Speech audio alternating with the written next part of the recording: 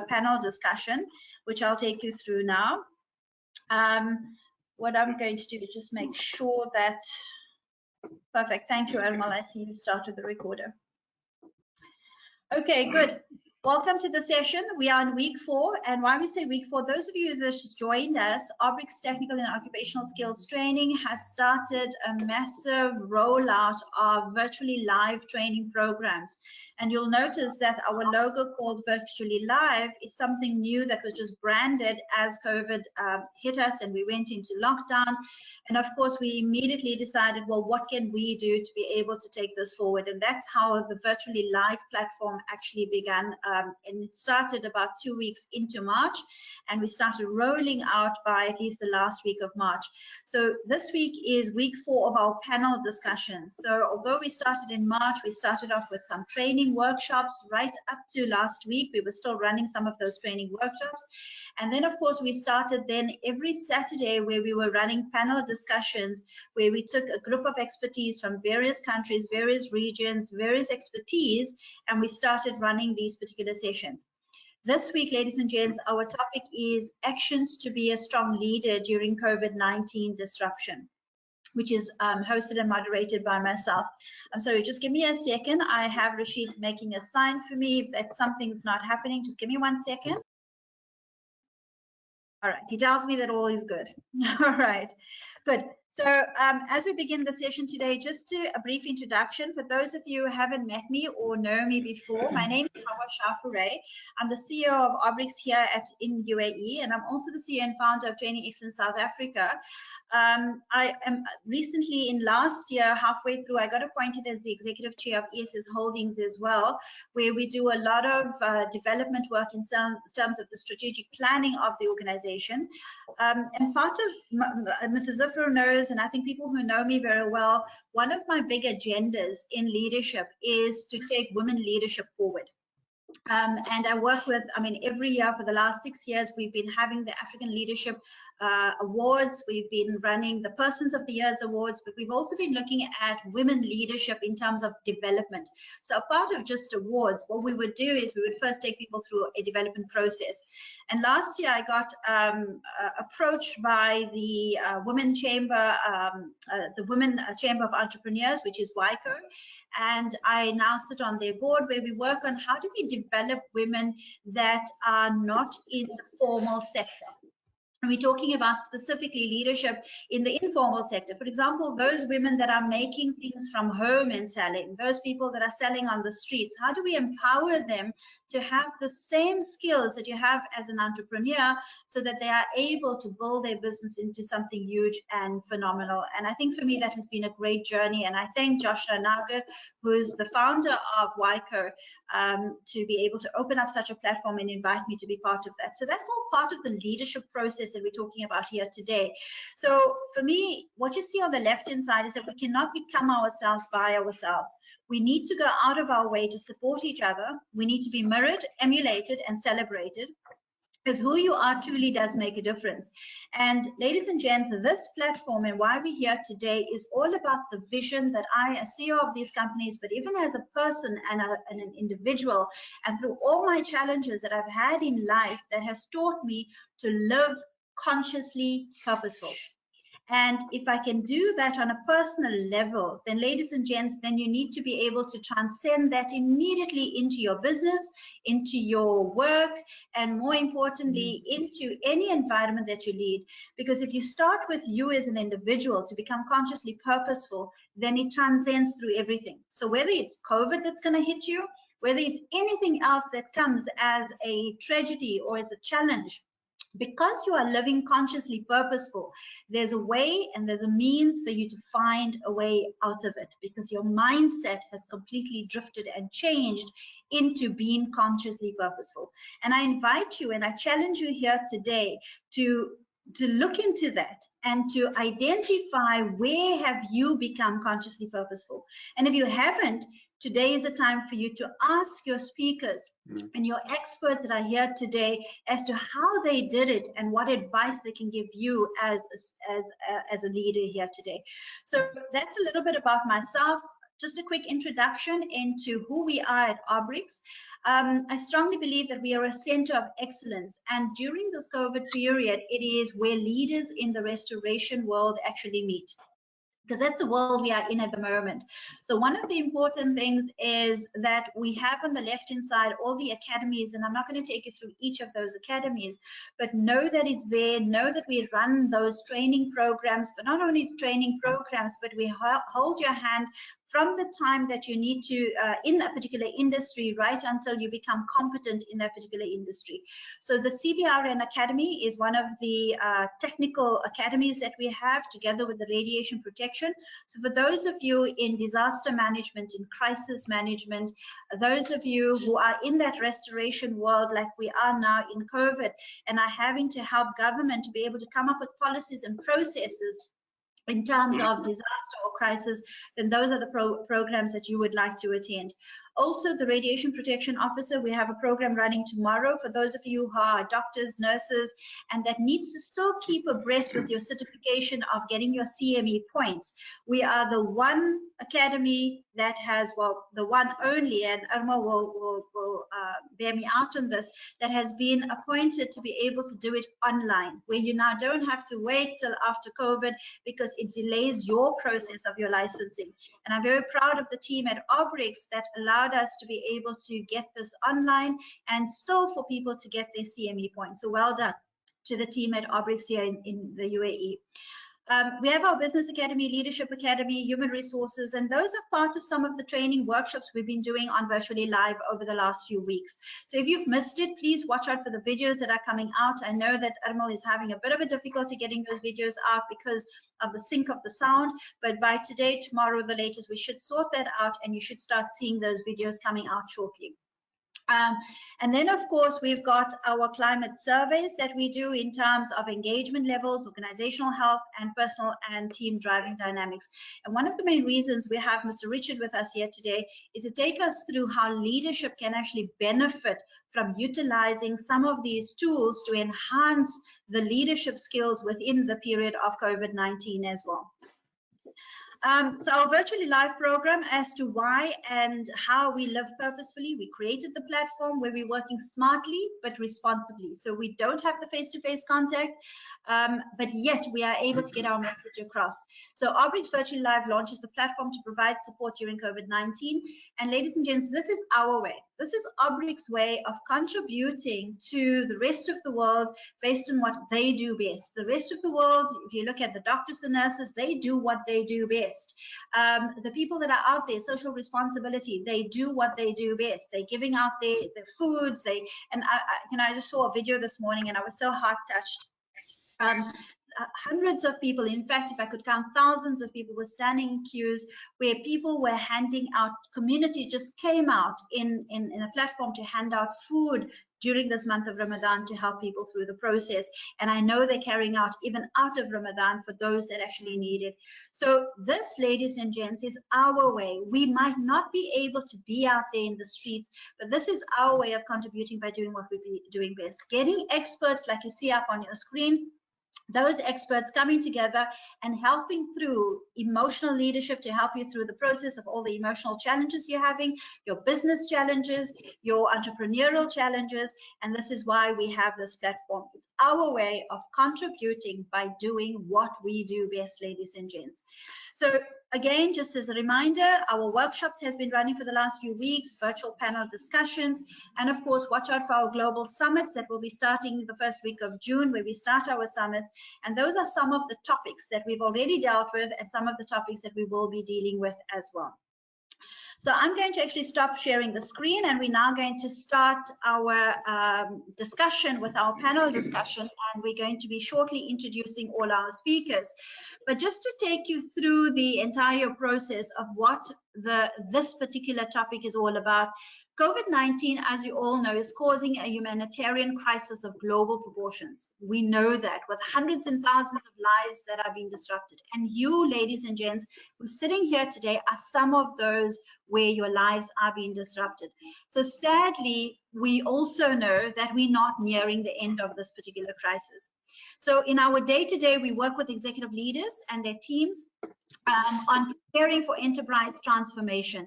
So the reason we have these expertise here is these are people that basically deal with these executive leaders on a day-to-day perspective. They themselves are some of those executive leaders in their organizations. And today we want to pick their brain in terms of what is working current COVID and what do we believe is going to work post-COVID for us in terms of leaders when we are transforming. So it's no surprise that we've all been mussing for a while on what makes great leaders. We know that everybody is talking about that for many years, but now more so, ladies and gents, than ever before, because it is now more about that great leader that's really going to show up. And now is the time that you can see the difference between a great leader and a leader who's just managing. And in recent days, we have observed how COVID-19 is a test case for good and bad leadership. We know that. So we welcome here today our expert panelists and their opinions on the leader's primary responsibilities to keep the team safe, cohesive, and productive. And what should a leader be focused on in the midst of global disruption? So I'd like you, and I invite each of you in the audience to start getting your questions ready, pertinent to your leadership in terms of how you are leading, your challenges you are having, your core focus in terms of where you might be going wrong, or even what you are doing right. Maybe there are certain things that are really working for you. We want to hear your voice here today on this platform. Please, if you need to show come up on screen, we'll send you a video cam request, we'll unmute you, but it's important that you do let us know how you are managing your leadership styles as well. So let's get talking on leaders at any level and their specific actions. And our first speaker that I'd like to introduce here today is, and it's in no form of order, I'd like to introduce Mr. Richard Nefdt, and I just want to make sure that you all can see the screen. So Richard is the executive, the chief executive of Reality Check Producers of the scientifically validated Reality Check Ecometric. He's recognized as the world's leading ecometric strategy program. Now, Richard and I go a long way, I would say, in the last 8 years, where we've actually got together, and Richard has identified a program called Reality Check. Those of you who know me, it's a program that I roll out here in the UAE. We roll it out in Africa as well. But Richard is the person who actually got us into this entire program. I was always looking for something that could show a return on investment when it actually comes to training and development.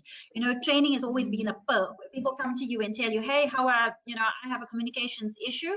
And we go out and we basically do training on it, but then later we find out that communication was never the issue in the first place. We should have looked at the environment instead of actually looking at the person individually. And when I got introduced to Richard, you know, my whole mind started changing about how we train leaders, how we develop people. So today, Richard, we're going to pick your brain based on that from a leadership style. Richard is also part of an international consortium assisting organizations in business model transformation, particularly that of linear to exponential. So for me, that's a big area that I really want to pick with Richard, is how do we as leaders get to linear to exponential? And for those of you who are even wondering, what is linear to exponential in terms of leadership? Richard has over 38 years of experience in corporate world, and he has managed and led companies from specialist engineering, design, and manufacturing to business development and strategy. So Richard, if you want to say hello to everybody and just give them a wave, that would be great. So hi, Hawa, and greetings to the panel, and a very warm South African welcome to our guests. Just one issue here.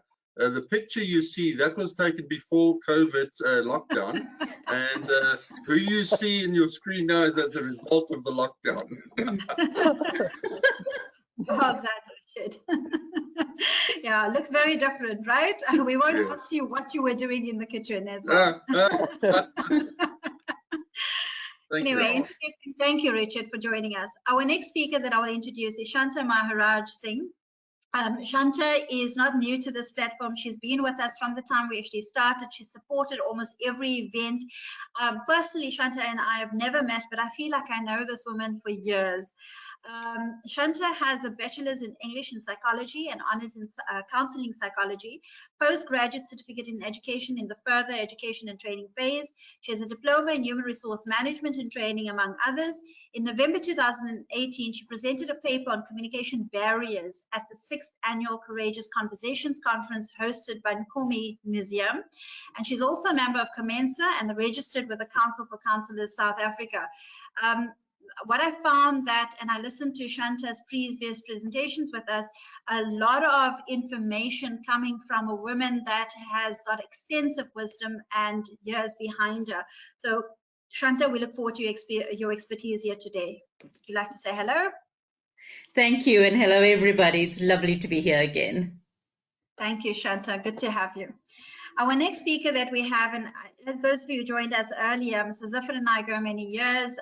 In fact, when I first came down to Dubai, Mr. Zafar was one of the gentlemen all the way from Pakistan who supported a lot in terms of what I did and supported a lot in terms of collaboration. So he's the type of person that has taught me not only about collaboration, but has also taught me about how to collaborate.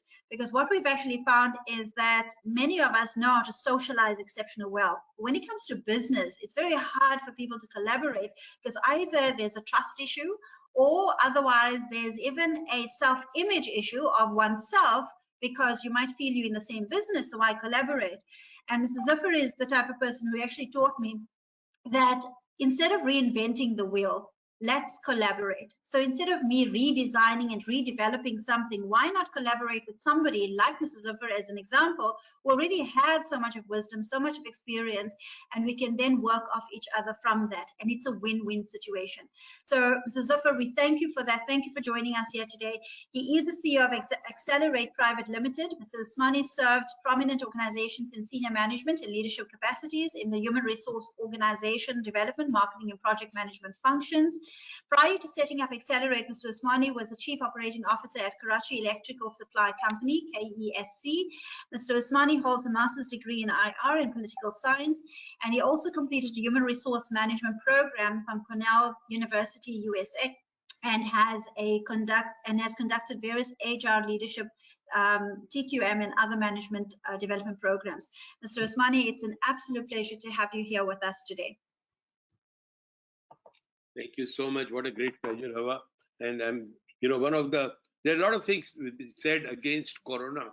It has caused so much to humanity, but there are a lot of positive sides too. One of the things is that it has brought the humanity 3-4 years advance in digitization. Absolutely. So, I mean, these are the things 1 month or 2 months back, you would not have imagined that, we will all be sitting together and learning. And I must honestly tell you, last 3-4 weeks have been tremendous learning. My learning curve has gone so up because the opportunity of meeting everybody with different organizations and different work cultures and learning from them in a condensed environment has never been there. So I think this is a blessing, guys. We are all learning. And I really thank Hawa. I mean, she is a great inspiration in life. That's my just simple one sentence comment. A great inspiration in life. Blessed to have her as our collaborated organization, honored to work with her, and I look forward to inshallah build on this, because this new thing that we have developed, we don't have to travel to meet people and to learn from them, and we don't have to get them all in one place at a resort. This is simply amazing, and I think we're going to leverage it as we go along. Thank you again, Hawa. Perfect. Thank you, Mrs. Zafar, for that. And I'm truly humbled, especially the compliment coming from you. Thank you very much. Our next speaker is Mr. Yusuf Sayed, somebody whom I met over a telephone call, actually through a radio station. So I was doing a presentation at one of the radio stations where I speak on regularly every Wednesday, and I talk on business insights. And Mr. Yusuf has been a regular, and one day he just picked up a phone and said, listen, I listened to your offer, and so how can we collaborate? So another collaborator I eventually met at least once at a meeting when I was in Cape Town, and since then we've been working together on these kind of platforms. So Yusuf, thank you very much for being part of the initiatives that we have here at Orbrix. He's the founding director of Sayed Business Solutions and Services, entrepreneur, engineering, management consulting specialist. He holds an MBA degree from the University of Stellenbosch University. He has, and you can see all the other credentials that are there. He also has a professional experience spanning 16 years acquired in South African engineering and the nuclear energy sector. Now, for me, that was what also caught my eye, especially since seeing our technical training is based on the nuclear sector. So, Mr. Yusuf, thank you very much for joining us and for being here. Oh, you're welcome, Hawa. It's actually a pleasure to be here today, and hopefully to share insights to everyone. So I look forward to the discussion as well. Thank you. Fantastic. Thank you, Yusuf. All right, so ladies and gents, what we like to do now is to actually start the training program.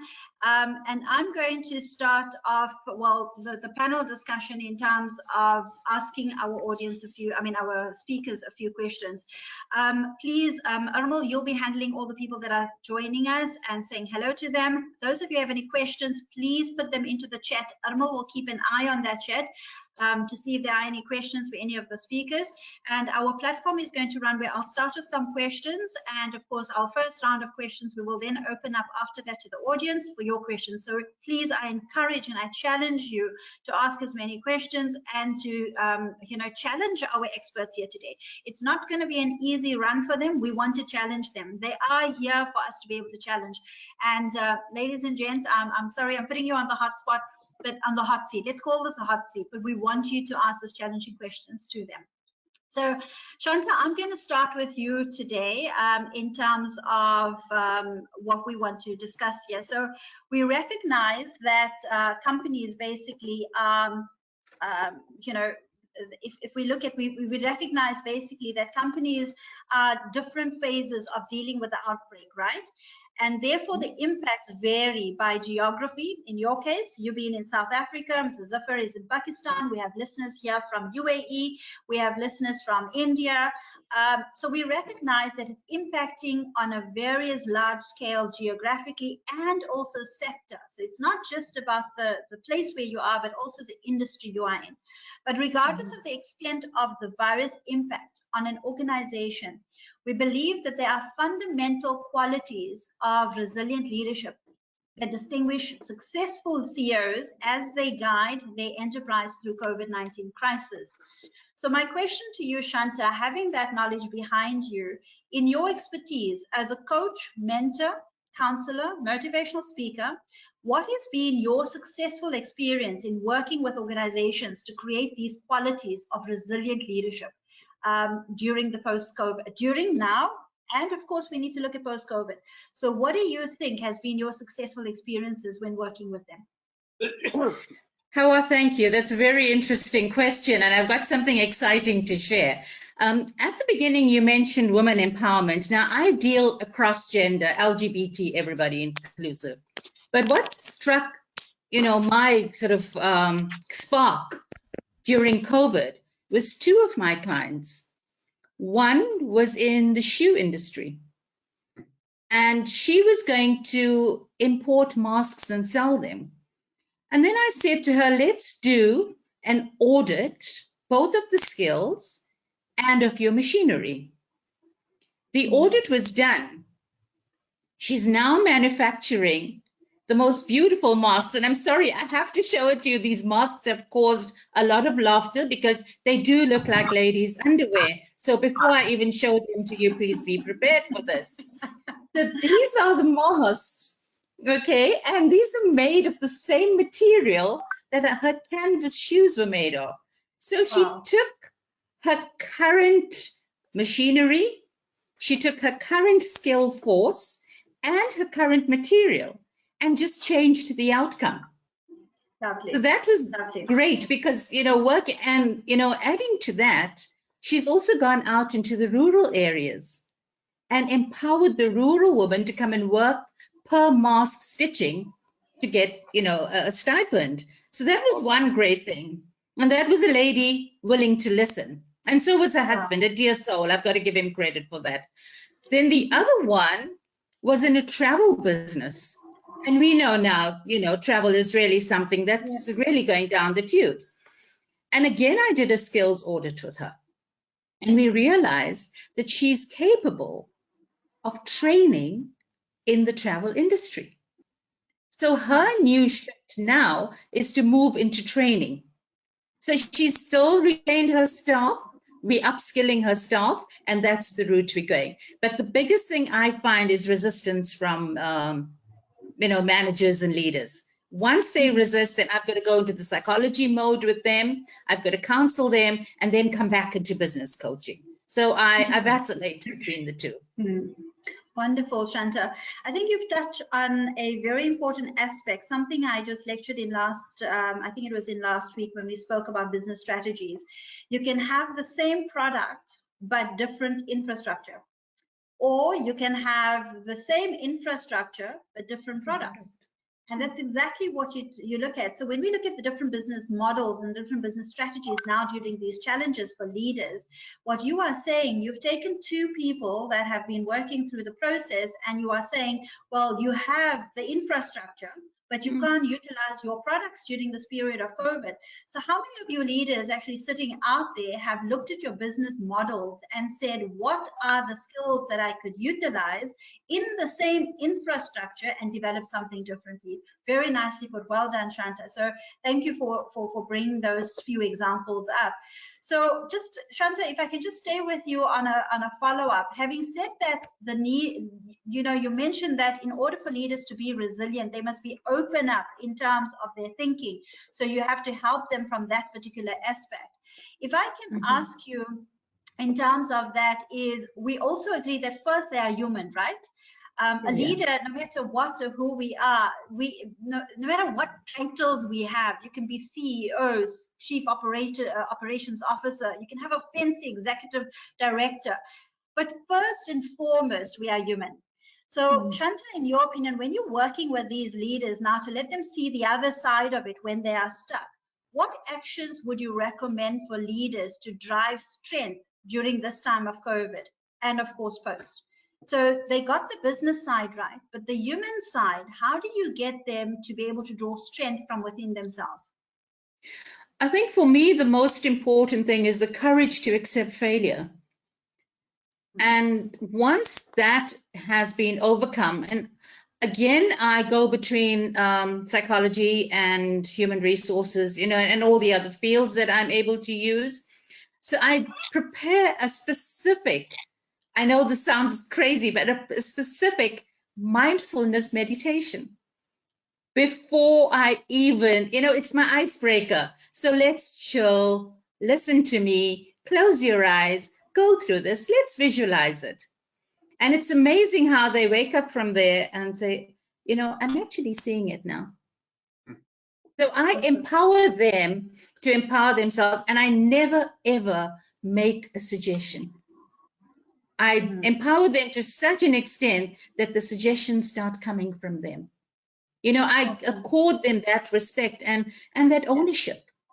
Yes. Because immediately you take that away and you are this person giving solutions, nobody likes that. We're all facing a crisis. We don't want to be told what to do. We want to be empowered on how to do it. So that's the method that I use. Well done. Awesome. So Shanta, if I could ask you in 30 seconds, are you able to do that and take people through a meditation process? Oh, absolutely. Awesome. So we're going to take you up on that pending time at the end of the session. Sure. We're going to meditate for 30 seconds. Yeah. So I'll take you up on that. Thank you, Shanta. All right. So I'm going to move now to our next speaker for a question, and I'm going to refer to Mr. Zafar Aziz. So Zafar, if I can ask you, among the many, economies that we have, or economic cost that COVID-19 has exacted, the workplace impacts have been among the most significant. Now, Mr. Zafar, you are in the HR field and the IR field and the learning and development field. So in that particular field in that field particularly, it has never been more important or more difficult sustaining communication or collaboration or capabilities and culture in a virtual operating model is now the work of HR leaders around the globe. We know that. And with us, I mean, I said this on a talk recently as well, is that for us leaders, HR, who was always complaining that you were never in the forefront, you now have the front seat. Brother Zafar, and part of HR, you have that front seat. So how are the HR people or IR people shifting to a full work from home model that keeps the workforce engaged and productive? How is that being run successfully, in your opinion, especially coming from Pakistan and, of course, your experience in Canada? What exactly do you think is being done to make it successful at the moment, Mr. Zafar? Thank you so much, Hawa. This is a very interesting question, because HR, I have always preached and convinced people it is not a back office function, it is a front office, it's a lead function, because any leadership function is basically responsible for getting the best out of the resources provided to them. So finance makes sure that the best is made, manufacturer makes sure that the best value is added, and then one of the critical resources in organization is the human resource. And HR has the ownership of making sure that maximum leveraging is achieved from human resources, where a lot of money, if you look into the budget of the company, you'll be surprised. A big chunk of the revenue goes towards human resource management and human resource employment. But the question is that now this is a world which has never been experienced in recorded or unrecorded history of human civilization. We have seen change, we have seen industrial revolution, we have seen computer revolution, technology and everything, all manual processes being redundant and taken over by machines or by computers. But this is something, we are still trying to get into the grip of what has happened. It's like a nuclear explosion has taken place, and we are at the day after. And we're not even still in the day after, we're passing through that. So what's happening? We still don't know how long is this going to last. The world now has started to get into the grip of the thing that, okay, it may last for a few months or few years. God knows. Every day we listen to the scientists and experts, and end of the day we listen to Mr. Trump, and we sleep totally confused. So now, I keep wondering from human resource manager or from human resource person, here we have all these employees available, sitting at home, ready to work and contribute. I have my own team, Now, they have never seen anything like that. None of the employees have seen anything like that. They are all locked down in their houses. So this is the window of opportunity, which, like we're talking now, it's a Zoom, we're communicating. So I think anything that is giving us some hope is the maximum utilization of this capability. Whether it is the replacement of actual working place thing, no, because we discussed. I mean, we worked. Even I think we yesterday we had two official meetings. One Islamabad on the Privatization Commission. The other we had with one of the organizations, Defense Housing Authority. We are doing the restructuring, and we sat in the meeting. And after 1 hour, 2 hours presentation, they said that actually, it would have been much better if we were sitting across the table, because I was showing them through slides. I was trying to convince them. They got some point, but there are certain points you don't really want to agree so soon. So then the easy thing is, okay, I think the technology wasn't very helpful. Sometimes people. I'm saying these are the new realities, and the challenge for a human resource or for a CEO or for any leadership is how to make this transition. It's not a good old change management days when your response, the thing has happened, your response to change, and it takes over some time to absorb, and the cycle that you beautifully respond, react, and revive or retrieve, and that is a classical cycle. Yes. You don't have the luxury of now first understanding what has happened, and so we have to now have a totally different mindset. We're looking into a paradigm shift in the management and leadership things. It's a paradigm shift. The biggest challenge I've always had with that paradigm shift with the leadership is that they don't want to unlearn what they have done. So, you know, they have built their careers on that. They have come to a certain level in life. And this is all because they've been successful in their own way. So they know that what has brought them to the top level today, that is the best practices ever. And very few of them realize that what has brought them here is not going to take them to 2025.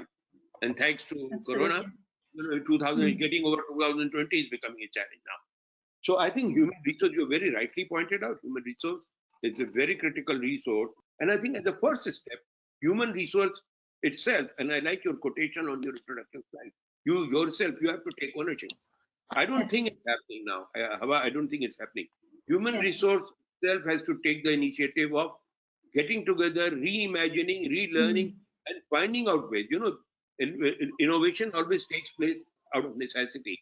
You know, my challenge is that necessity, impact of necessity is going to come few months down the road. When things will start failing, when people don't have money to pay to the employees, people will have a lot of challenges. And Shanta beautifully explained, you know, some of them, I mean, she responded, and these are the quick things you're doing, transforming your product and your service and quick. But, you know, on the long run, you have to live in a world of highly competitive environment. So a lot of things have to be done. But so my first take on this is that the human resource leadership has to totally rethink the way forward. And it's not going to be one wise person writing a book on it.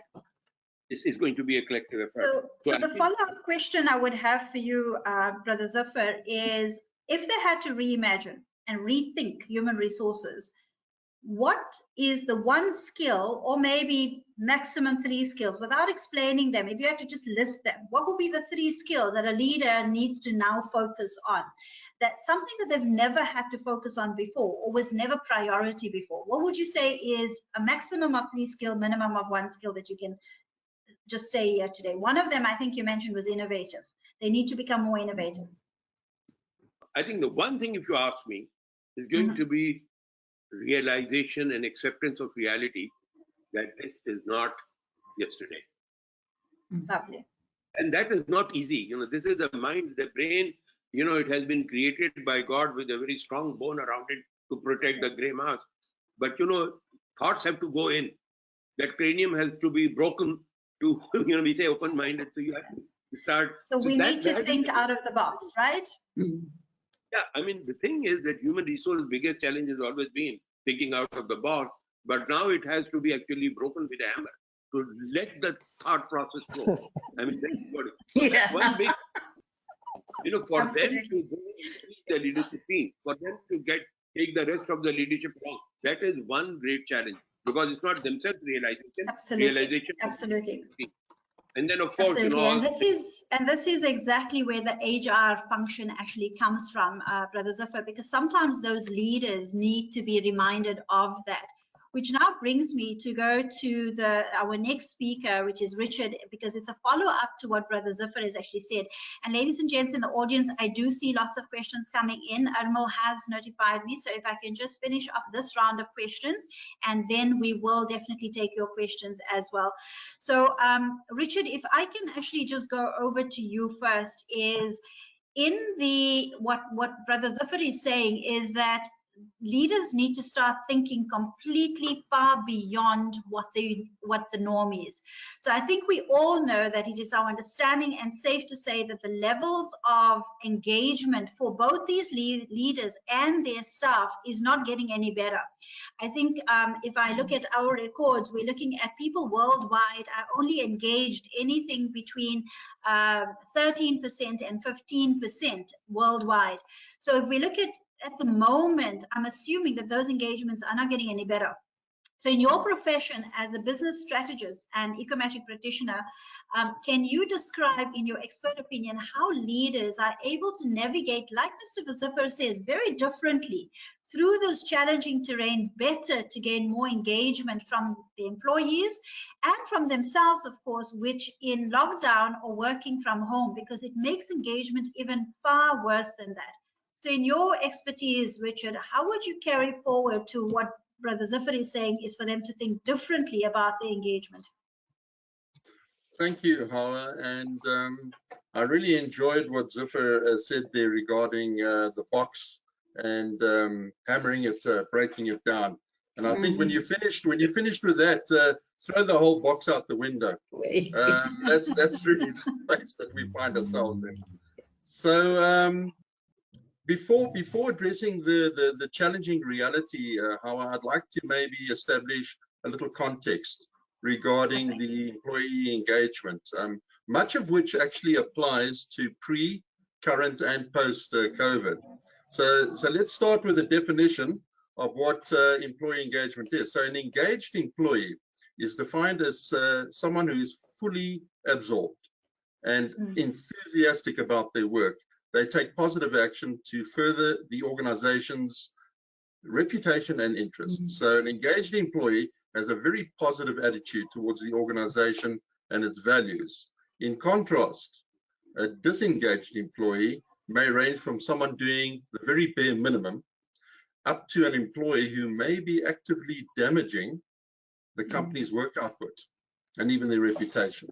So that's a little bit of an understanding about this whole engagement, employee engagement. So let's check the data, and you made reference now, Howard, to the 13%, which is a shocking, dismal number.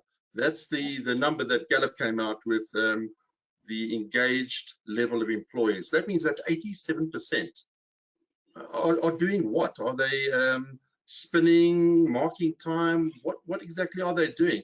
And you know the numbers as well, Howard. This is costing a staggering $7 trillion per year.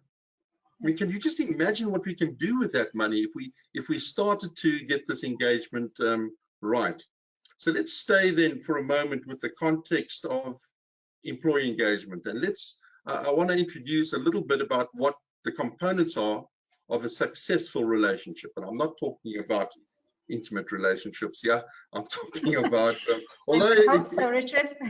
Shanta, we can bring you in, and I'm sure you can help us. Yeah.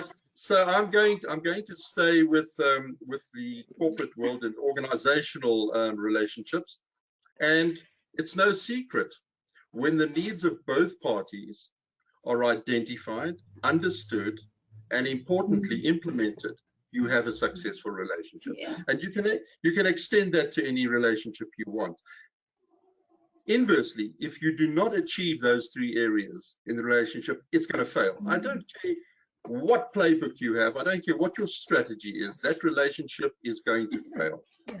Yeah. So for a moment then, let's focus on the needs of the employee. Money aside, because we all understand the importance of money. And having said that, it's quite interesting, and Hawa knows our process. We actually measure the importance of money as well. And it's in many instances, money is actually not the driving dynamic of many employers. In some it is, but it's, in corporate, we believe if we throw the dollar at it, it's going to fix. No, it's not true. Not true at all. So let's look at Oprah Winfrey. And what an amazing individual. And she's interviewed everyone, from prisoners to presidents to the biggest celebrities in the world. And I think at last count, she's done over 35,000 interviews. I mean, that is just remarkable. And what she discovered from those conversations, regardless of who they were, everyone has the same fundamental need. And this for me is fantastic. And that is the need to be heard. Outstanding. So a study conducted in the UK posed the question to employees: if you had one wish that you could request from your organization, what would that wish be? And the resounding results, over 80%, to be heard, which supports what Oprah Winfrey said, to be understood, and to be acknowledged. Now, if you get those three areas right as a leader, all right, you've hit nirvana. You've absolutely hit nirvana. You can deploy your employees more effectively. You can ensure high engagement and productivity. Here's the problem. Those leaders are pretty confused in even understanding themselves. So how do they go and understand their employees? So that's the area. And the answer, we believe, can be found in science. And I'll elaborate that maybe a little bit later, Hawa, on that. Sure. Okay, sure. so I think we've got a little bit of the context now.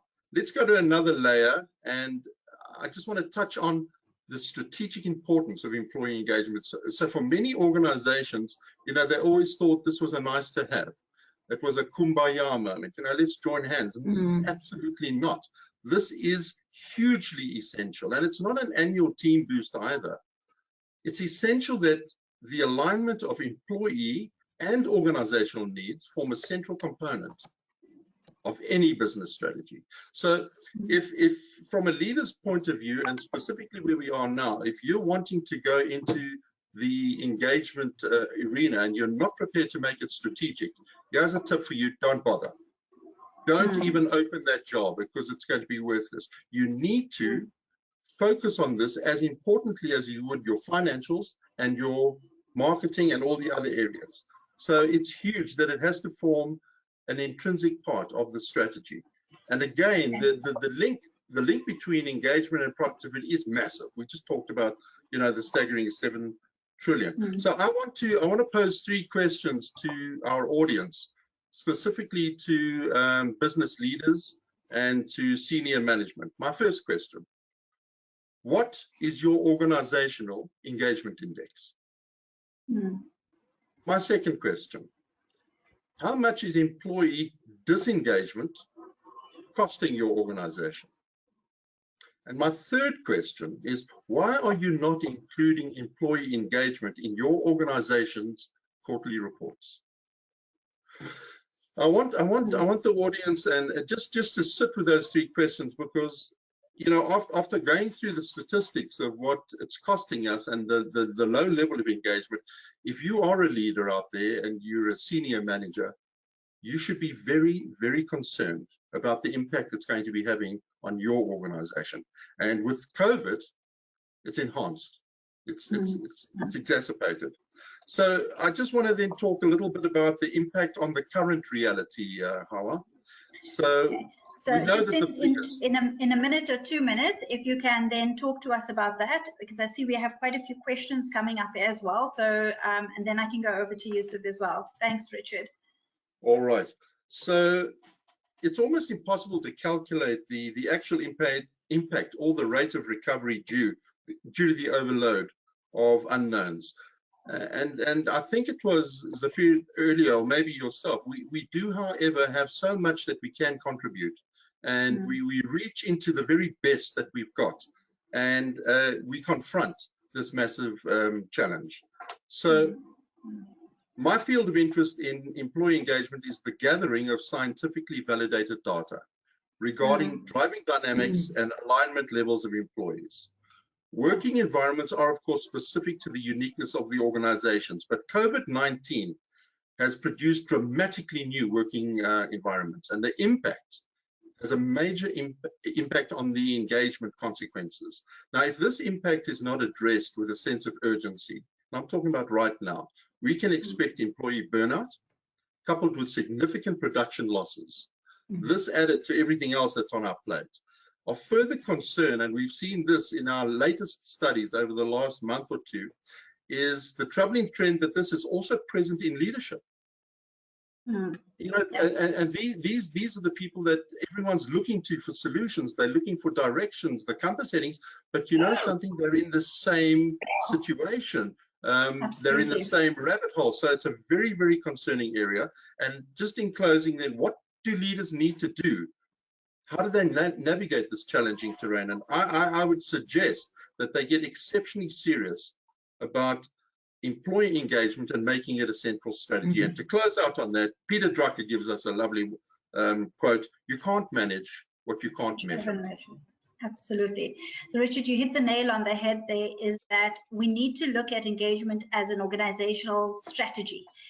you know, putting it as part of, it's not just another tool to be able to measure and, oh great, okay, it's good to measure employee engagement, but what are we doing about making it a strategic priority within your actual organization? And you've put that very nicely, so thank you very much for that. The last point on that, ladies and gents, Richard actually spoke about, you know, the survey that was done where people actually said that you need to have, if you had one wish, what would it be? People said to be understood and acknowledged, and that's what I call psychological air. If you basically suck out all the oxygen in this room right now, wherever you are sitting, suck out the oxygen, right? The question is, can you breathe? No, you can't. You'll probably die within a few minutes, or if not a few seconds for some of us who have already heart issues, yeah? So Yeah. it's that. That's a psychological air. When you don't give people understanding and acknowledgement, you are not, you're allowing them to be able to, oh, I can't breathe in an organization. And when they're working from lockdown, how many of us as leaders are touching base with them, finding out how are you feeling, what are you doing, is it okay, can you manage at work, is the environment conducive for you to be able to function? But instead, many of us as leaders, ladies and gents, have actually pushed far more and far extensively than we would in our office environment. In the office, they would still take lunch breaks. Here, we expect them to actually work through their lunches. We expect that if I call them at 10 o'clock at night, that, you know what, it's virtual, it's okay, we can work with them. We haven't given that psychological ease. So something to consider. Very nicely put, Zafar. Richard, thank you very much. If I can now move on to our next speaker, which is Yusuf. And ladies and gents, I do acknowledge your questions. I will definitely take you through them. In your line of business, Yusuf, providing business solutions is known that leaders need a universal outlook. I think from the time that I've met you, you've always spoken about this universal outlook. This has been borne out by changing attitudes of CEOs and others. And I think that's something that all the speakers previously spoke about, is that leaders need to look at changing attitudes. 79% of executives say they will prioritize enterprise agility as a central business competency over the next 2 years. What is your suggested actions for leaders to take to create that universal outlook? So you talk about this universal outlook.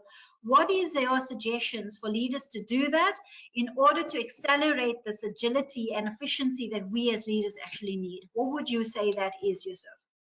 I think that's a very good question, Hawa. And listening to the panel, the terms of innovation, etc., that comes through, I think the slogan of my company is pertinent. It goes as innovative solutions for every challenge, and that's the space we find ourselves in. So to be honest today, the crisis management that we are faced with, many businesses as well as leaders are in reactive mode. What I find very surprising is the universal outlook as a leader entails big picture thinking. And in saying that, and if I may say from a South African perspective, we've had the energy crisis. In Cape Town, we've had the day zero, meaning water consumption disruption as well. So if I just localize to the South African or Cape Town market, businesses should have actually reinvented themselves, bearing in mind whatever crises had existed. So from a universal outlook perspective, I'm a very key proponent to tell many, self-awareness is key. So get to know what your personality and individuality is as a leader. So what I've done on Facebook and LinkedIn, if people have seen it, I've put the 16 personality test on there. And I've highlighted many people take it. And some have actually given me their feedback. So yes, that's the Myers-Briggs indicators. And the only reason I've done that is maybe leading to Richard's point, from an employee engagement perspective, it gives you a perspective of this pool of resources and the type of individuals that you have. I was actually surprised to learn that I'm actually a logician as well. So that gives away my personality type as well. So when it comes to the other aspect on the universal outlook as a leader, it's imperative that we need to lead oneself before we move and translate onto leading others.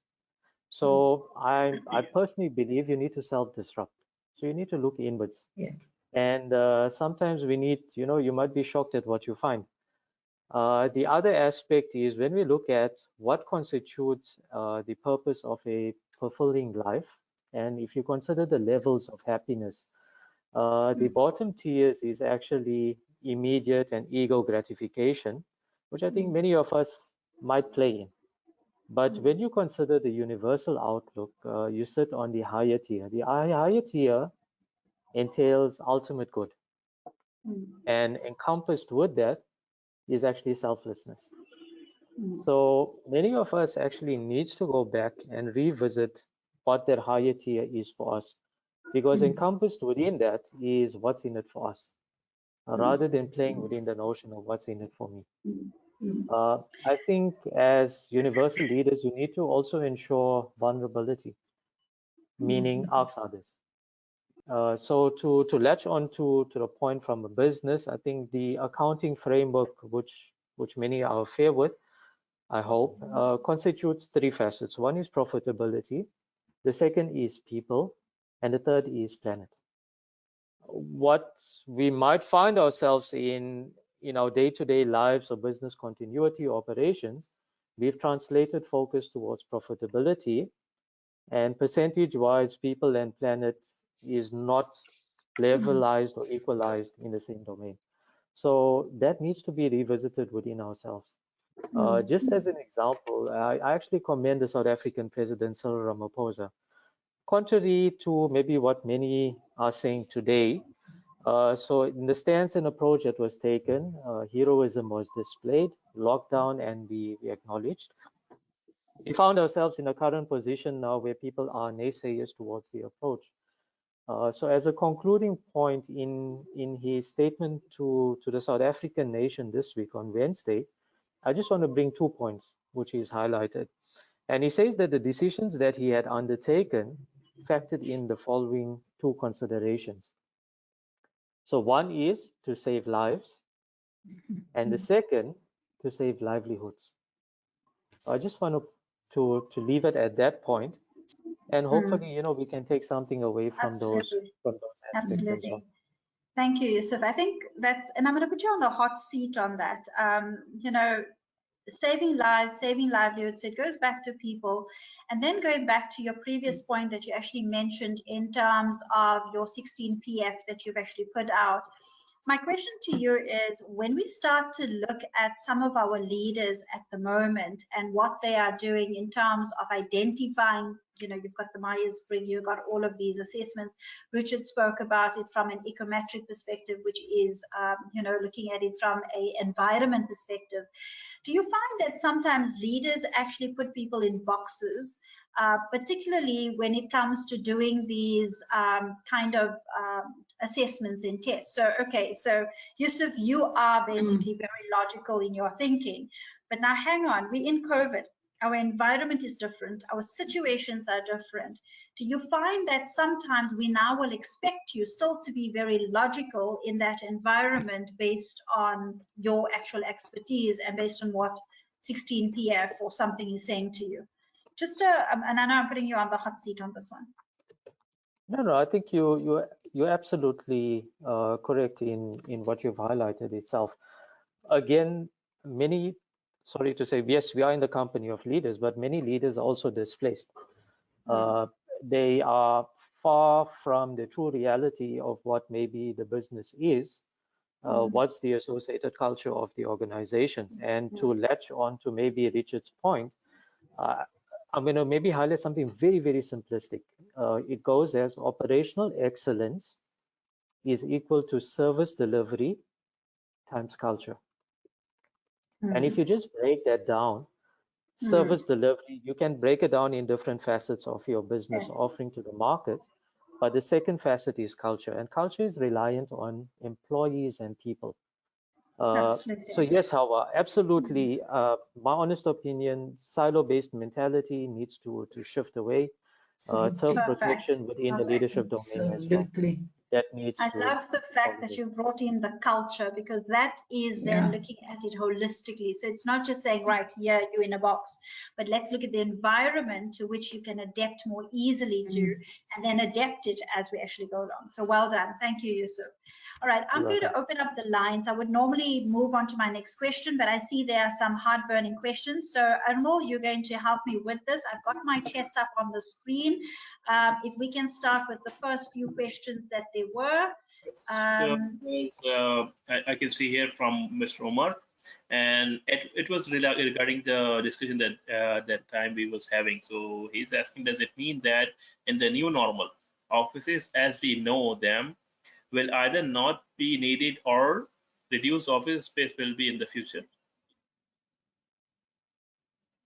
All right. So, Mr. Omar, if you'd like to unmute yourself, you're welcome to do so. And we'll just make sure he is unmuted. Is this question particularly directed at anyone, or is it to anybody of the panel? So perhaps somebody of the panel, does it mean that in the new normal, offices as we know them will either not be needed or reduced office space will be the future? Would any of the panel yes, Hawa, like to take? Yes, Mr. Omar? Yeah, I think this is a question which has been there in my mind since I've seen there's a lot of new offices, especially in Karachi, which are being made. And I was just wondering, now that we have started working from real time from the homes, what will be the significance? Has anybody seriously sat down and calculated or has thought about the rationality of availability of office space versus the need? Okay, would any of the panelists like to take that question? I don't mind having a go at it. Yusuf, go for it. Yes. Yeah. So basically, there's a mixed pot that's required depending on the type of business that is functional. So in saying that, businesses need to gear up for what are maybe essential workers. So those that are physical workers that needs to be, if it's on a plant or type of industry, to ensure that equipment functionality is kept. But in saying that, they also need to translate or transition to the notion of what we might call knowledge workers. And that we say is you need to separate. And if you can afford remote functionality, you need to afford that. So we need to bear in mind that yes, business functionality will have two components. And in saying that, the remote functionality together with maybe the physical aspects, and in taking those decisions, due precautions need to be met into the businesses as they stand. Just as a last point, what is interesting is Google has made a decision because their business affords them that, and all employees will be working remotely for the rest of the year. And they will revisit their decision come 2021. Yeah, and also just looking at the CEO of Twitter, for example, who's given instructions to employees that whoever wants to work from wherever they want, that they can actually do that. So they're giving the choice, whereas before it was never a choice. Yeah, so choice has now become extremely important to some of these people, and I think that's something new as well, Mr. Omar. But I think you're absolutely right. We need to start to re-look at, and again, it goes back to those business strategies, if I might add. So looking at the same infrastructure we have, what could we utilize that infrastructure for? So that we start to re-look the way we actually do business. And you're not just looking at a product anymore. You're not just looking at a service anymore. You're now looking at even your infrastructure to be utilized in a more effective manner as well. Is there anyone else who would like, before I move to the next question, Shanta? Yeah. Mr. Umar, looking at this from 2 points, right? The one thing that concerns me with regard to remote working, and when I say remote working, I mean 100% remote working, is what I term when people become zoomed out. You know, there has to be that human contact, that physical contact, for the sake of your own mental well-being, because you start looking at yourself very differently, and not everyone can manage their time. So there is need for people to be together. Some people can only work best under supervision and management, you know, and to say to them, well, this is the way you're going to work in the future. You're not going to get the same results as you got during COVID-19 because the mindset changed. It's okay, COVID-19 is in the past now. I don't have to worry about it. So I'm going to go back to my, you know, my lethargy or my I don't care attitude or whatever. So I think there'll always be a need for personal contact as well as incorporating technology. We cannot be exclusive. I don't think that's going to work. Richard, your final point on this, if you'd like to, because I think can I say? Sorry, yes, Mr. Umar. Yeah, I just want you have this is a very valid point, but again, the question is, previously the offices used to have very large spaces, especially multinational corporations into the manufacturing side. Manufacturing is not an issue, but and meeting, yes. I know people who have been in USA since 1990 who have been working online with their companies and going to their offices once every quarter. I mean, so depending on the kind of business, it could be once every 3 years. So maybe that is the reason why I was saying that I think there may be a rationality to reduce the amount of office space or rent the space only for that time period when you have that meeting. Yeah. This is just the thinking. Absolutely. Yeah, thank you. Absolutely. Richard, thank you very much, Mr. Omar. Richard, just going to your, before we take off any more questions, just going to your perspective in terms of that, because I think Shanta raised something that you particularly specialize in, and that is in terms of looking at the driving dynamics of the type of people you will have in an organization. And I found that here in the UAE, some of my clients actually phone me and say, Hawa, my staff are struggling to work from home. What do we do to help them? Because those are the people that will need to go into the office. And remember, here in the UAE, they've already opened up to that organizations can have 30% of their staff in an organization. So how would you actually look at that from a people's perspective? Do we need to identify those people? And how do we actually look at identifying them? Because we still will need that office space. And like Mr. Umar said, we might have to reduce it, but we will need it for those people that actually need to work from work. Yeah.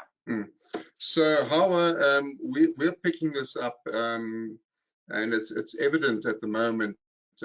Some individuals, and we measure personal driving dynamics. So some individuals score very highly. Working conditions is one of the constructs we measure. Now, if you are an individual that scores high in working conditions, the infrastructure, the logistics, and the support that you get from actually physically being in an office is essential. You will actually start to default and hit the wall if that is removed from you. So for some individuals, you know, this remote working is absolutely perfect, particularly for people that are high in freedom of lifestyle. But now people that are high in working conditions, trust me, we're getting very concerning numbers, and you need to act on that. They are actually not coping. Yes. Okay, good. So that is something that we need to be able to consider. Ms. Asma, I see there is a question from you. I'm not sure if you're still here. I did see you leave and probably come back again. But how to convince and relax people about their job insecurities? I see Shanta has already answered that on chat. Is there anyone else who would like to take that in terms of how to convince and relax people about their job insecurities? Brother Zafar, if I can perhaps maybe ask you, if it's possible, how do you convince and relax people about job insecurities from an HR perspective? It's very, I think it's very important. Job security, and it's not a rocket science. People and organizations have to understand that why do job exist? Job exists to create value in the organization.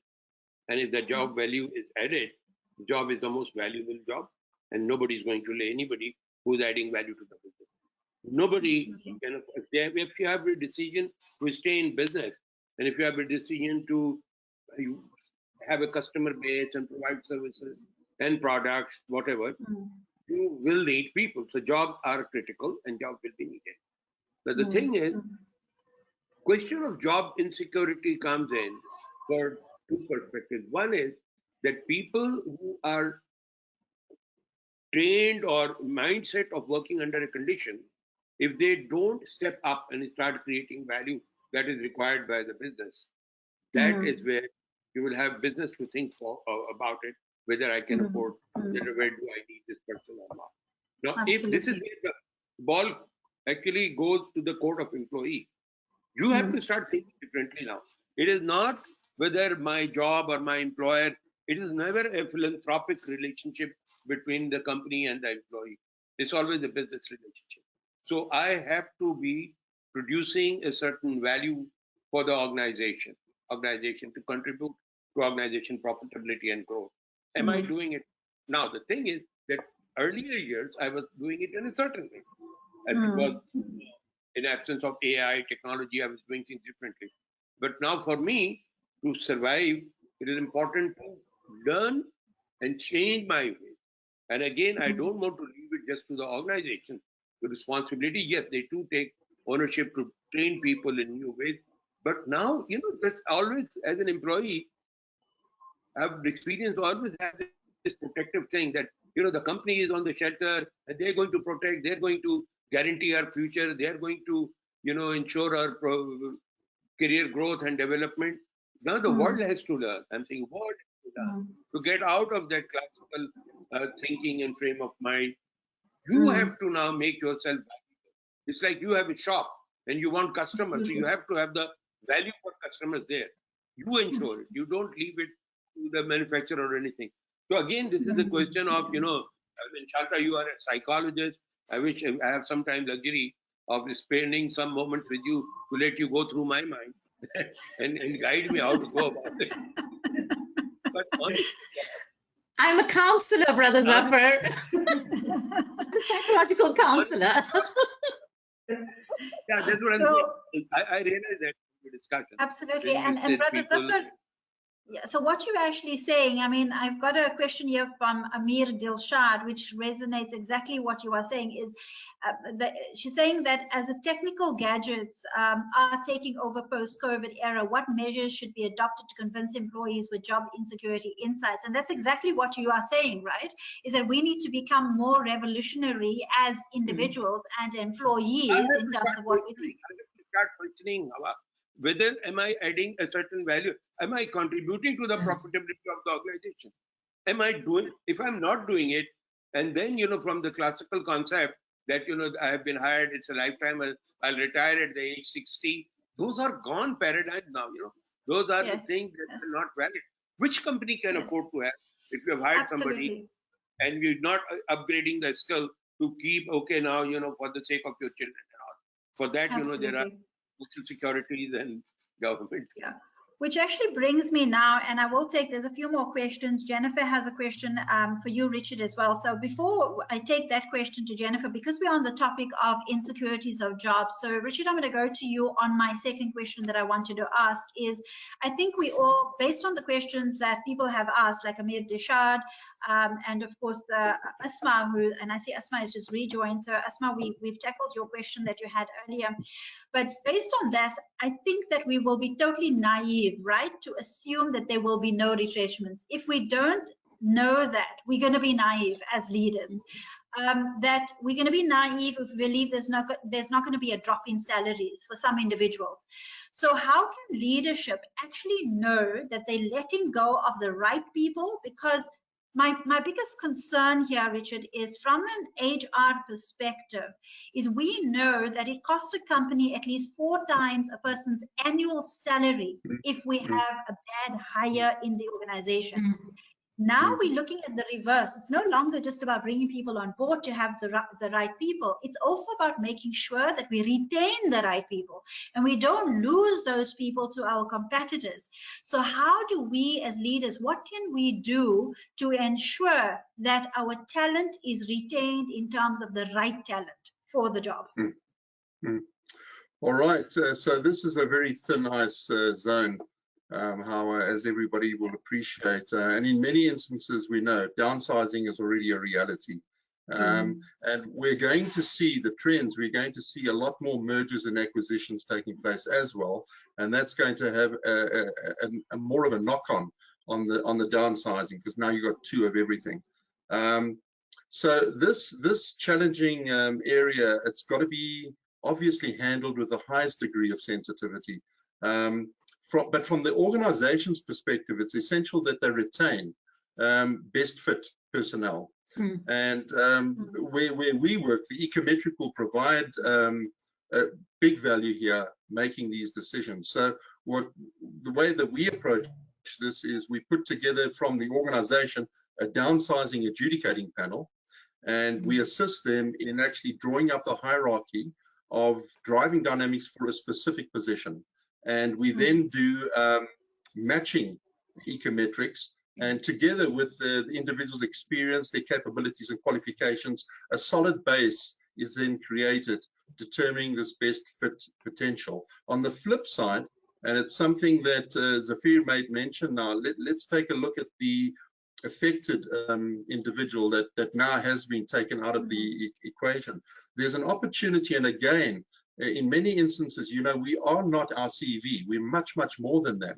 And in many instances, there are hidden gems within our driving dynamics that we're actually not, in many instances, not even aware of. And once you're aware of it, and to your point, Zafar, you can actually say, listen, Mr. Organization, I've got a proposal. Could you give me a pilot opportunity to maybe do ABC? Because I've got a feeling that this is going to be really good for me. Now, the econometric will automatically give the hierarchy. So you're not guessing. You know that you actually have the DNA, but it's inherent. So that we're doing, and we're also, as far as the sensitivity is concerned, we're looking at these exit workshops that organizations can actually subsidize and say, look, we're going to give you, you know, a little bit of assistance here in maybe discovering an area that you were not aware of before. And it may well be that you're a budding entrepreneur, or there might be another career path. Absolutely. Thank you, Richard. And I think Shanta and Yusuf, you both align to that. I mean, Shanta, you said you sat down with your clients and you said, what are your skills? What exactly do you do? So you're looking at the development. So the development is not just from the leader's perspective, but it's also looking at your employees and saying, right, what else are you able to do? Perhaps maybe you might not be able to fit into this environment. And I like to look at that from an opportunity perspective. Yes, many employees, I can understand it's tough. It's going to be hard. You possibly cannot afford a salary decrease. You cannot possibly even afford to lose your job. But as I was coaching somebody the other day, and I said to them many years ago, at least now I'm giving away my age, but at least 30 years ago, 25 to 30 years ago, if my company that I was working for, a banking industry, and those of you who know the bank in South Africa, if they did not go through change, and I did not have to choose between being an HR director or handing in my resignation, I would not be who I am today. Absolutely. And I would not own the companies that I do in terms of managing the capabilities, because I would still be an employee in the bank. For me, that change and that push was my opportunity to move. But like both you, Yusuf, and of course Richard is saying, did I have the drive to do it? In my case, I did. I was entrepreneurial. I was open to it. But those that don't, how can we as leaders guide them through that particular process? And something for us as leaders to be able to think about, yeah? Yusuf, if I can actually, yes, Mr. Zafar, before I move on to the next question. Sorry, can I just add one more dimension? Richard explained very well. So far we've been talking mostly from employees' perspective. And I think organizations have also a role here to look at why do we need to contain employees and employee costs, because we are always have this mindset of revenue. And we find that this is what is happening. I'm encouraging people, organizations, encouraging organizations to think that why do you not also think about utilizing the resources for effectively to grow your business and to grow your revenue. So if your revenue increases, you can your affordability for the employees. I mean, you very rightly said everybody has some stress, and you know that's where Richard can help the organization that these are the people.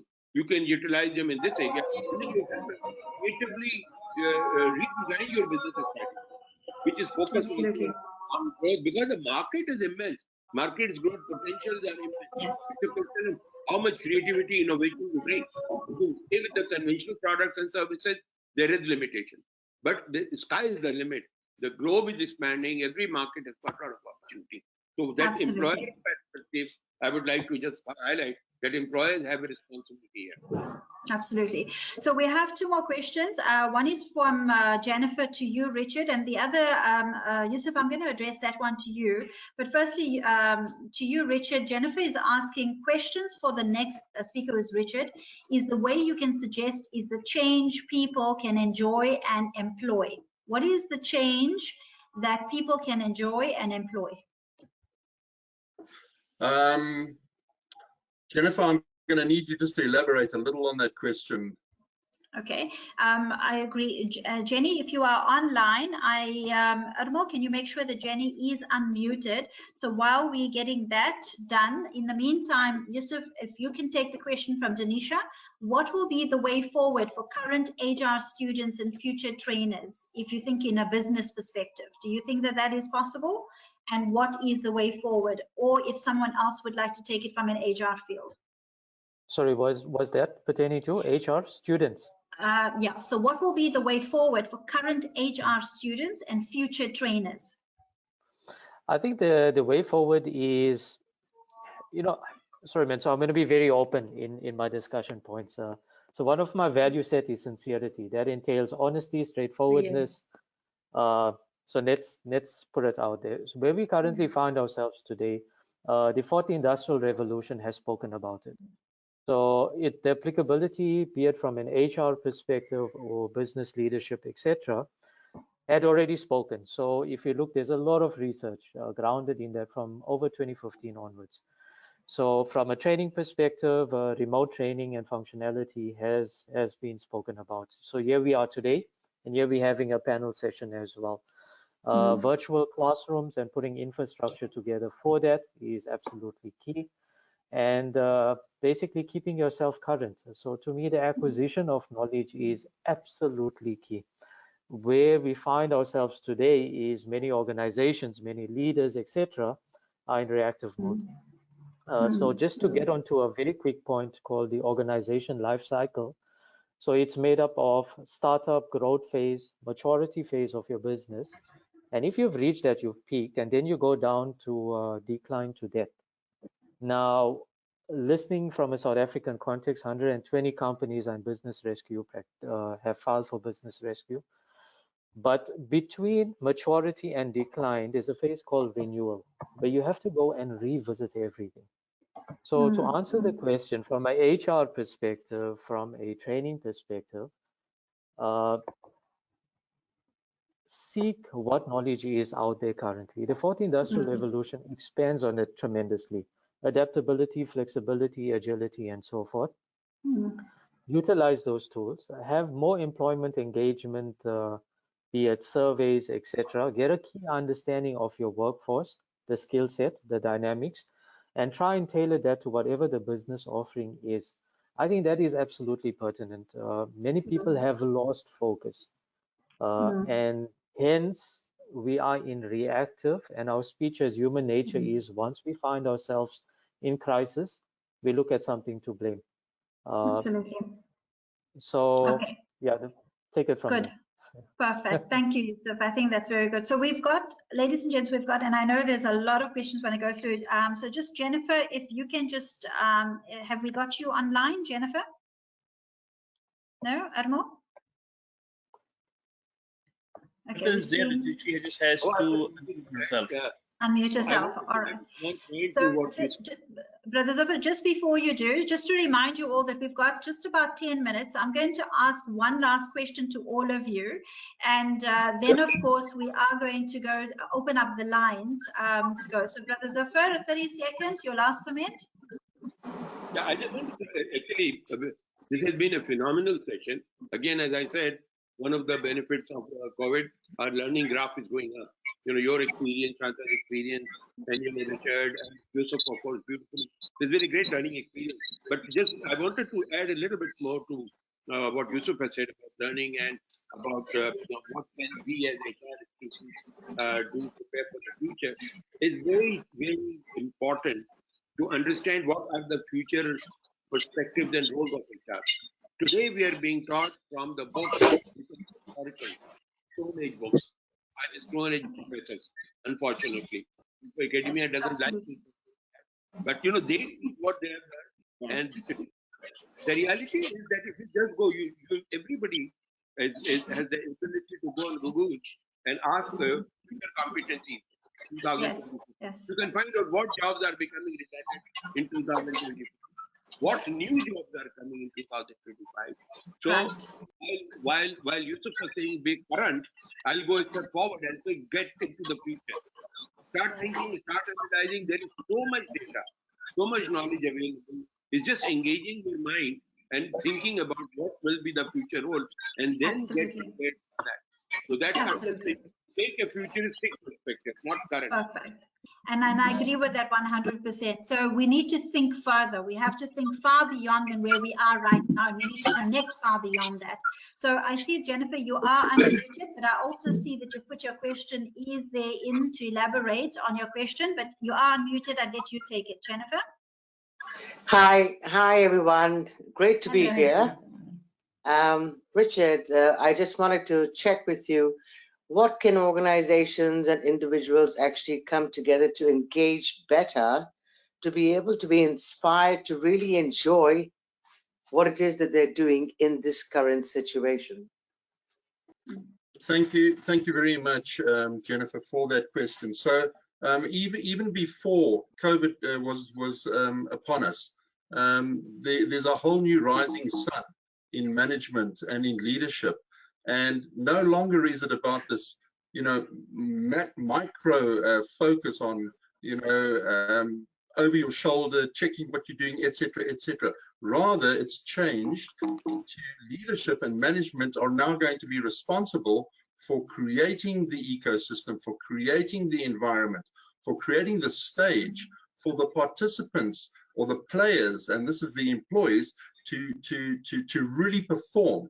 And again, with the driving dynamics that we glean from the ecometric, we can understand where it is that these people are going to be most optimized doing what they naturally do, and that's their DNA. So I want to make this point just very quickly. The leadership is definitely changing, and the responsibility for management and leadership now is create that stage so that I can really perform, and both are winners. Absolutely, absolutely. So thank you very much, Jenny. Brilliant question, and I trust that question was answered. Yeah, we'll also put the details of the speakers a little later into the group. So those of you who would like to connect with them privately, you're more than welcome to do so. Ladies and gents, I see that we do have a few more questions in there. I will make sure that those questions are taken down, and we will address the speakers on them. However, for now, in closing remarks, is Richard Singh, we are with you. Let's just stay with you, and then we move on. Just in a quick minute amongst each of you. So firstly, Richard, your question is, in your closing remarks, and what is the best advice or business model you would suggest for transformation? As you mentioned, particularly, in your beginning when we spoke about linear to exponential, about your profile, is what would you suggest for transformation as that of a linear to exponential for organizations, which is now in current and post-COVID? What would you recommend? Okay, now this is really exciting stuff. And even before the current reality, organizations were dealing with the concept of exponential organizations. So most current business models are linear. They're designed to increase profits or decrease costs by linear margins. In the past 10 years, the business world has seen the birth of a new breed of company, the exponential organization, that has now revolutionized how a company can accelerate its growth by using technology. So now this is what's really important here. To survive in post-COVID, you have to address the integration of linear and exponential business models. There are 3 billion new minds will be joining the global economy within the next 6 years. These new minds are the future of the world, functioning on a vastly different paradigm, bringing new ways of being. Here's the thing. Do you understand them? Are you prepared for them? And do you have the culture, systems, and space that will appeal to them? So we need to prepare the ground right now, for this integration of linear and exponential. And again, employee engagement takes center stage on this in every sense. So I'm very excited about this. And we're actually currently finalizing a transformational program to address this reality. But it's phenomenal stuff that's happening out there with these youngsters. And just to finish off, there's this bridge. You've got the baby boomers and the Gen X, and they're more command and control. And you've got the I see Shanta nodding there, and you've got the millennials and the Zs, and they don't work for you; they work with you. And so, what we need to do is we need to create a brand new ground so that this can actually get strength and move on. Absolutely. Thank you, Richard. And I think the questions that you asked is how many of you leaders listening right now, how many of you have actually taken cognizance of that and have actually started planning for it? So it's all part of that strategy, right? So how many of us have actually done that? So something for us to think about here today. Shanta, I'm going to go to you in terms of your final remarks. So we believe that a typical crisis plays out over 3 time frames, right? Especially in this critical time that we are in, is firstly to respond, then secondly to recover, and then thirdly to thrive. That's the aim of what we want to look at in the time frame. So I'm going to ask each of the speakers now, which is starting with you, Shanta. Let's tackle the first one. If you could give in your last remarks here, how do you currently think that we should respond in terms of your expertise successfully to the demands of employees, our suppliers, our clients, in which a company deals with the present situation and manage continuity? How do you think we should respond? In just a minute. Okay. Very quickly, I'm going to just mention something that Mark said about the 4th Industrial Revolution, about all revolutions. He said we will reach a stage where we will start objectifying the human race. Sadly, we are in the 4th Industrial Revolution. That is happening. And COVID has just added another layer of stress onto this. What I'm really concerned about, and Richard has brought this up, is our new leaders, Generation X, our ones that are in the employment now, are the millennials. The ones that are afraid of losing their jobs and too close to being retirement are the baby boomers. So that needs to actually, we're dealing with 3 different generations here, and we need to cater for all 3. CEOs, I would appeal to them to lead by example.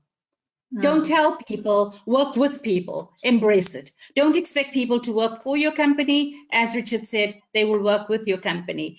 And we all have to understand one thing, COVID-19 is not going to go away. It's going to change us, but there isn't all doom and gloom.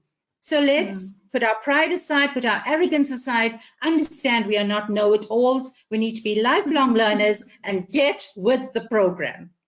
That's I love it. Put our pride aside as leaders, open to learning. I love that. And I think many leaders sometimes have forgotten to be human as well. Yeah. So absolutely. Thank you very much.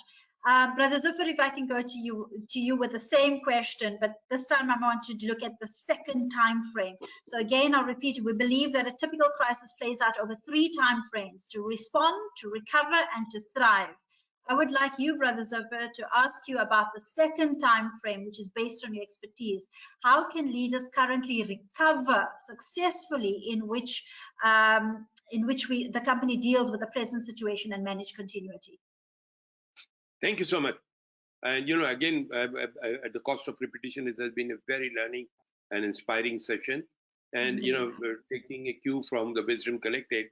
I would say that in order to recover leadership, and I'm going to actually use the word Shanta used, appeal the corporate or organization leadership to do something that they have not done very meticulously in organized way, is to have a professional engagement of some professionals to give them a facilitated thinking to devise their strategies now.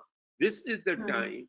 This is not a normal time. You're going into, so you need a fresh thinking, a facilitated thinking. I used to do good old days, a lot of leadership retreats, and I knew that it was a tremendous boost to the organization because the leaders will get together in one place, then they will think differently out of their own system, out of their own thinking, limitation that they have within the functional paradigm. They'll think big.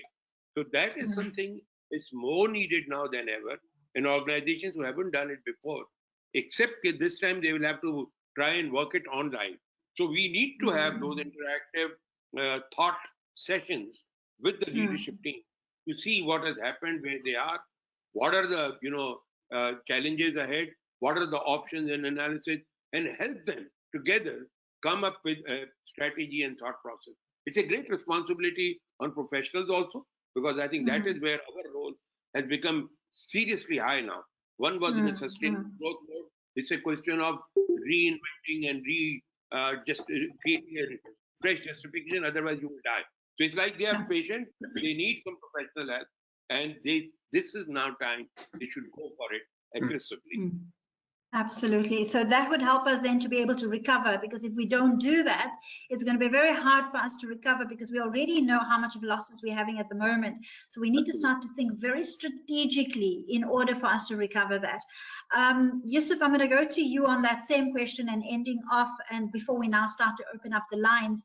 But again, if I repeat that, is we believe that a typical crisis plays out over 3 different time frames: to respond, to recover, and the last is to thrive. So Shanta has spoken to us about respond. Zafar spoke to us about recover. I would like to ask you is about the third time frame. Based on your expertise, how can leaders currently thrive? That's what the aim is. We want to thrive successfully in which a company deals with the present situation and managing continuity. What would you say from your perspective? Basically, here I'll rather talk to a concept which was actually used or is used in the nuclear sector, and it entails the following. It's called STAR, and that stands for: S is called stop, T is for think, A is for act, and R is for review. So basically, what needs to be undertaken, and that little concept is undertaken on not only physical tasks. It's also administered on any key decision-making, knowledge work, even reports written, etc. So what it means is just literally pause, right, before you act, think on what needs to be undertaken, undertake the associated action, and then review thereafter.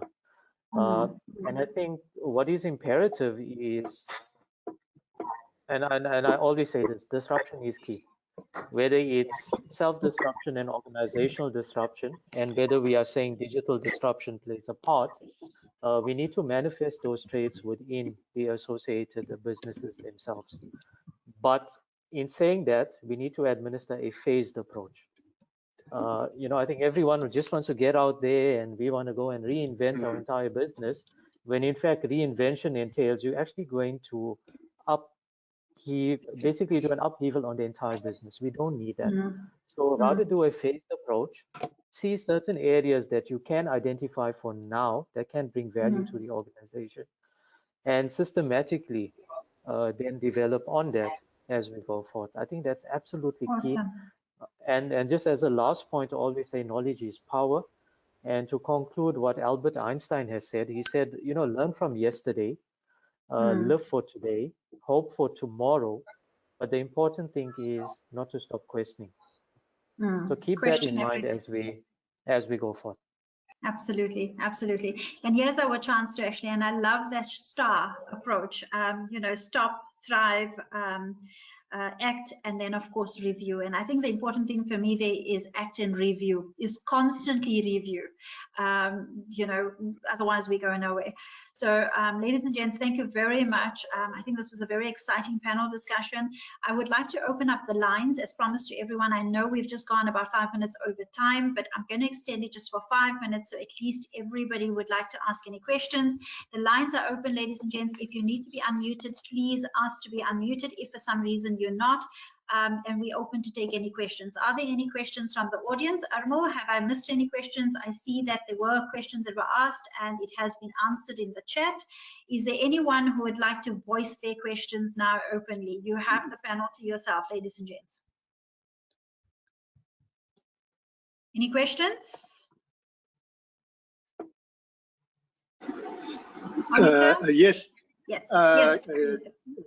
Yes, Hawa, there is one. And this is regarding the point which Mr. Zafar has highlighted about leadership retreats. Now, presently what I see is that the leaders mostly are consulting their top management, and that's about it, because they don't have the time or the ability to interact with everybody. So they're just consulting the top leadership.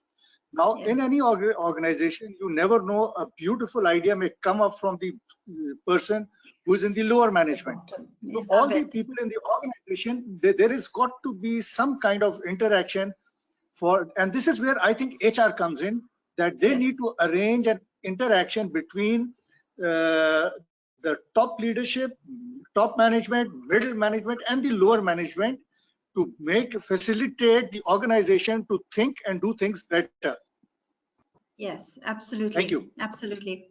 And I think you actually hit the nail on the head there. You know, there's a book that was written by, I don't know if any of you are familiar, but the South Africans will know this name, Raymond Ackerman, who's the founder of Pick n Pay, which is a huge supermarket in the whole of South Africa. And his book read, Listen to Grasshoppers Hop. And it's more about absolutely, and it's more about actually listening to the people who are on the ground, who's actually doing the job. We are so quick as leaders just to consult with our management team because we believe, like you say, we need to remove, and forgive me for being very direct, is calling a spade a spade. We need to remove that chip off of our shoulders as leaders to actually understand that there are others that are below us who probably can see more than we actually do.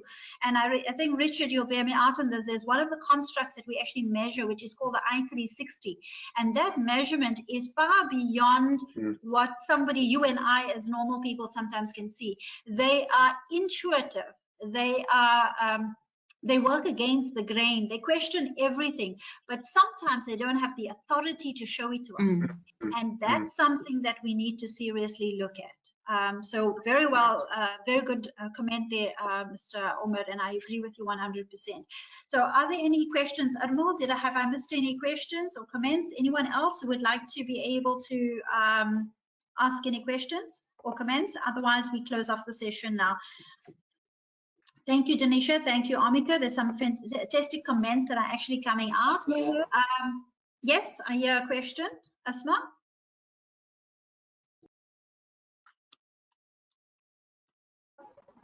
Did I hear a sound from somebody? From Richard. May I please ask? There's a hand from Amika.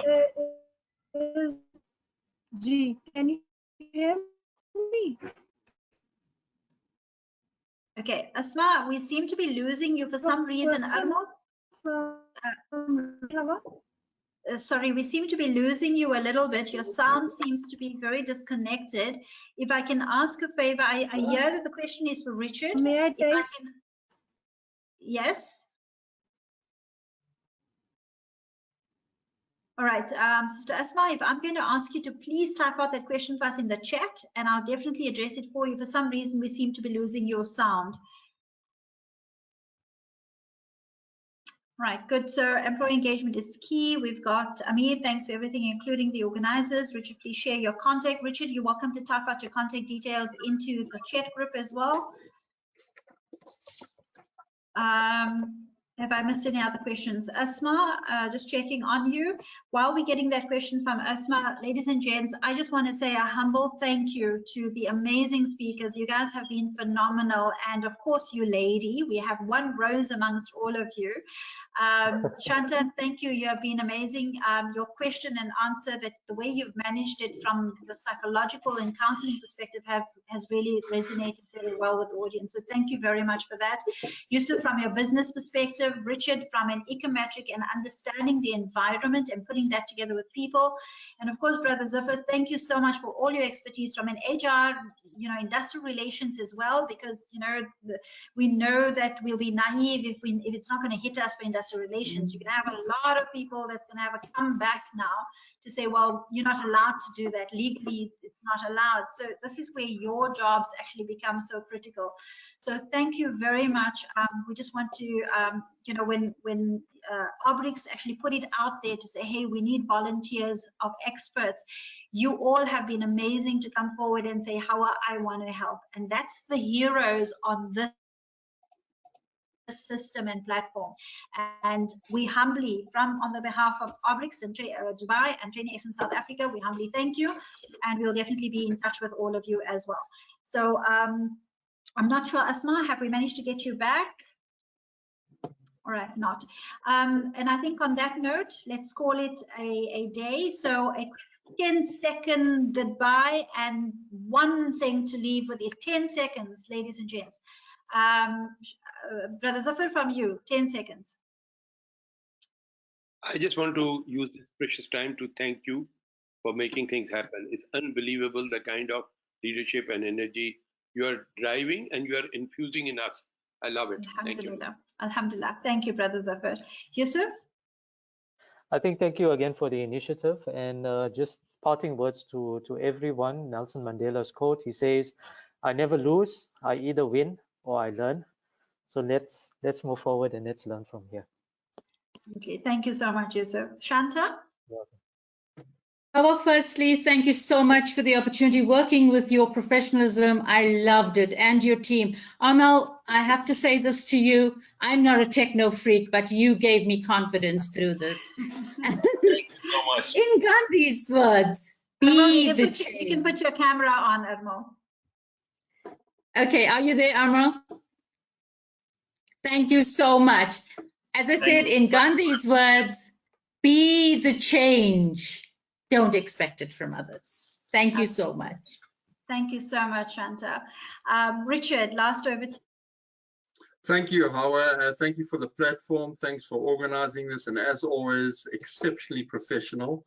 Been a pleasure to be with the other panelists, and I'm going to leave everybody with my favorite quotation, and it's from Sun Tzu, who says, "Tactics without strategy is the noise before defeat."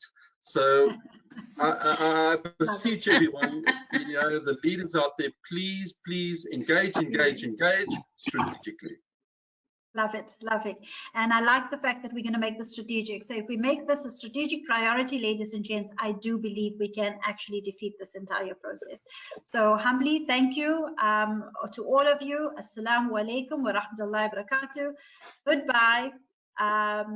And of course, Totsins, like I always say, I would not be South African if I did not say Totsins. And of course, Hamegashli. I need to get that right. Shanta, you need to teach me more Zulu, yeah? Yeah. Ladies, thank you. Ladies and gents, thank you very much.